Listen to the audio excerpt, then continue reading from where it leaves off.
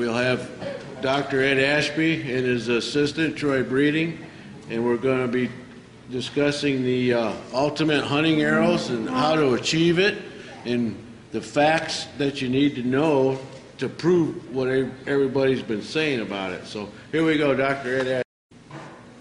Now we're going to look at the factors that affect penetration into tissues. And I've sort of got them ranked here in order from most important down, but you need to realize that all those rankings are dynamic. And they're ranked here on an overall basis if you lump all shots together.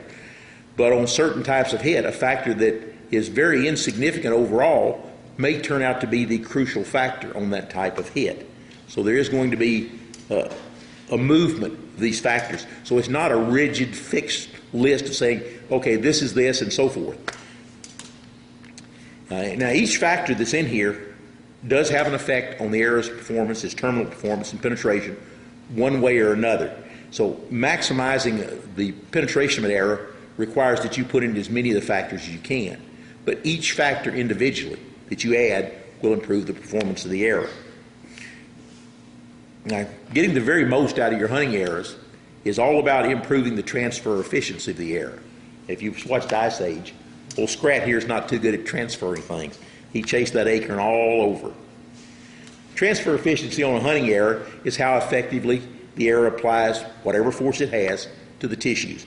And you can actually change the efficiency of your arrow, having it to apply more of its force usefully to the tissue. And that's basically all we're doing as we look at the factors. Now, our first factor, and probably the most important, it probably holds overall all the time, and actually should be a given on your arrow, just like broadhead sharpness is the structural integrity of the arrow. And it applies to everything, from your nock all the way to the tip. It is truly a must-have arrow feature, because without it, none of the other factors are going to matter.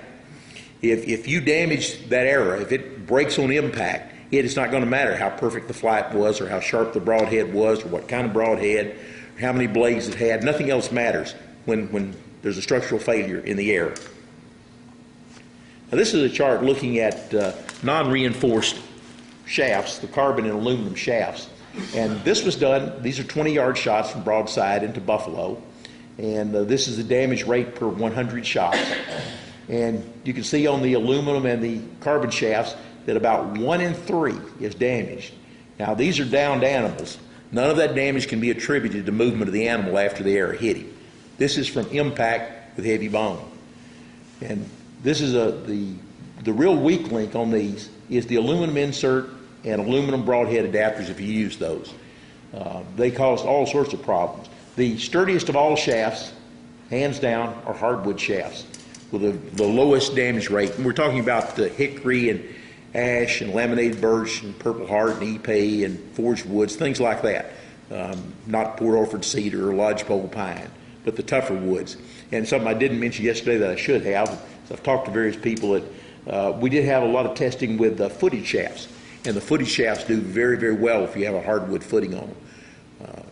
I did a lot of testing with some Purple Heart footed shafts, and I haven't damaged one of them yet. I still have all of them. So they held up just as well as the hardwood shafts.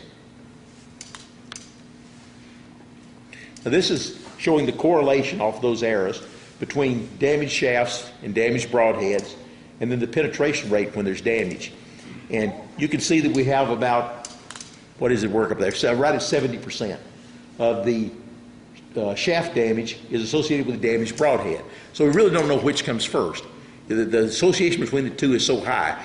It looks like the likelihood is if you damage the shaft, you're going to damage the broadhead. If you damage the broadhead, you're going to damage the shaft. But anyway, there's a very high correlation of when one is damaged, the other is probably going to be damaged too, at least more than 50% of the time. And 80% of the time, if you have a damaged shaft, it fails to breach the bone. It doesn't matter what type of broadhead was on it. So you can see that going to pieces is not very good for the transfer efficiency of your arrow. Now this is just a look at some of the broadheads through the years that we've tested. You might see things in there that you recognize and some of the failures that have occurred with various broadheads of various types. And these down here, this pile here, and this pile here, are damaged broadheads from just one single testing session. So this would be one session, this would be one. So you can imagine across a quarter of a century how many broadheads we've destroyed in the study. It's into the thousands. I really don't know. It's pretty high. Ideally, your broadhead should never be damaged on any tissue that it hits. But if you have damage, it's better to break the broadhead than it is to bend it.